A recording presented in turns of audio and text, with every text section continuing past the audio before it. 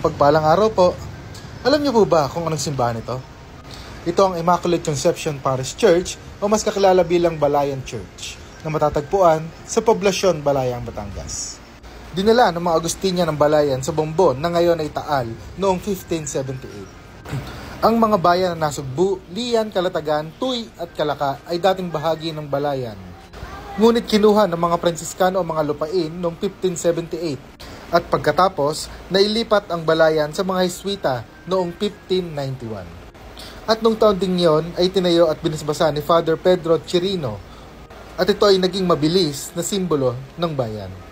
Ang mga pader na simbahan ay yari sa bato para din maprotektahan ito sa mga pirata na hindi bababa sa 3 beses na sumalakay sa bayan.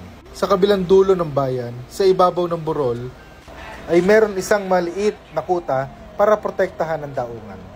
Ang mga pader na nasabing kuta ay nawasak noong 1840s, kasama ang pader ng Bawan at Batangas. Ngunit ang pinatibay na simbahan ay nanatiling nakatayo hanggang ika-19 na siglo.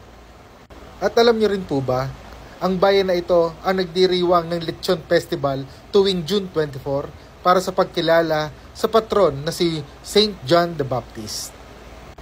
Muli po, ito ang Immaculate Conception Parish Church ng Balayan, Batangas.